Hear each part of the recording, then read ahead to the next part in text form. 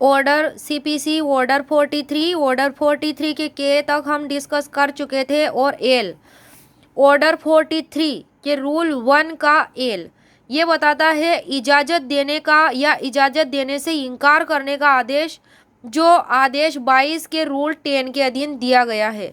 ये इसका उदाहरण बताता है। आदेश 22 का रूल 10 ये क्या बताता है? आदेश 22 का रूल 10 तो ये बताता है वाद में अंतिम आदेश होने के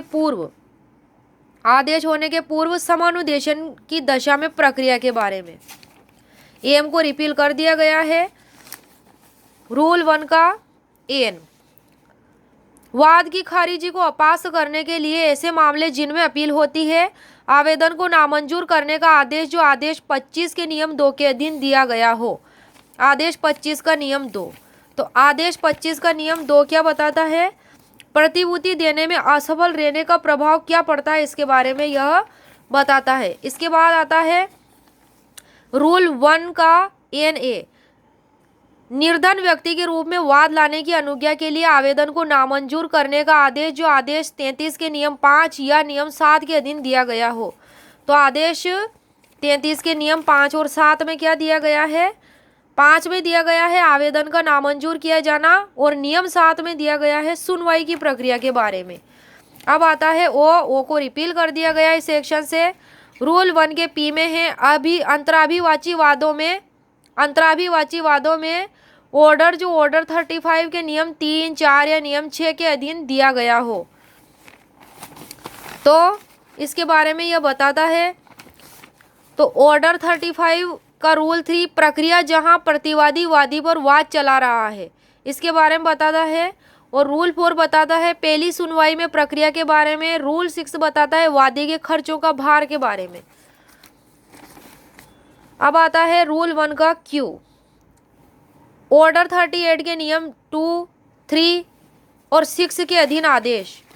नियम 2, तो नियम 2 क्या बताता है? ऑर्डर 38 का प्रतिभूति सिक्योरिटी। और रूल 3 बताता है उन्मोचित किए जाने के लिए प्रतिभू के आवेदन पर प्रक्रिया के बारे में। रूल 6 जहां हेतु दर्शित नहीं किया जाता या प्रतिभूति नहीं दी जाती वहां उस संपत्ति की कुर्की के बारे में बताता है।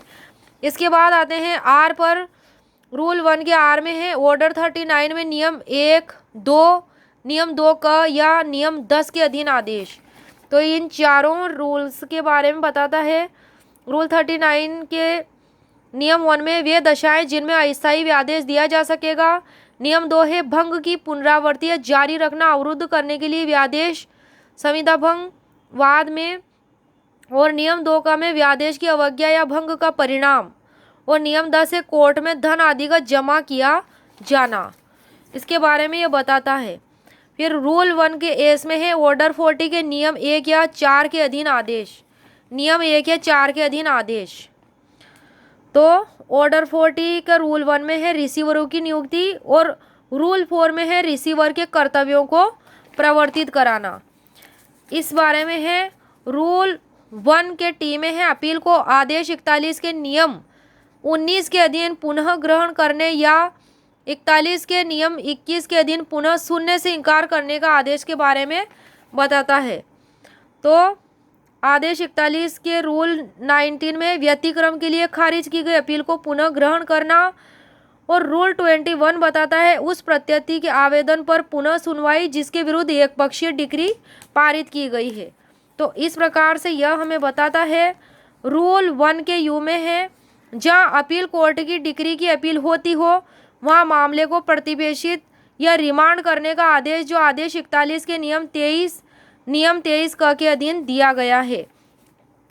तो इसको हम समझेंगे। यहाँ ऑर्डर 41 के रूल 23 में मामले का अपील कोर्ट द्वारा प्रतिपेक्षण। और रूल 23A में है अन्य मामलों में प्रतिपेक्षण। किसी मामले का निपटारा अन्यथा कर दिया गया तो उस पर पुनर्विचारण आवश्यक समझा जाएगा। इस प्रकार से यह इसमें हमें बताया गया है।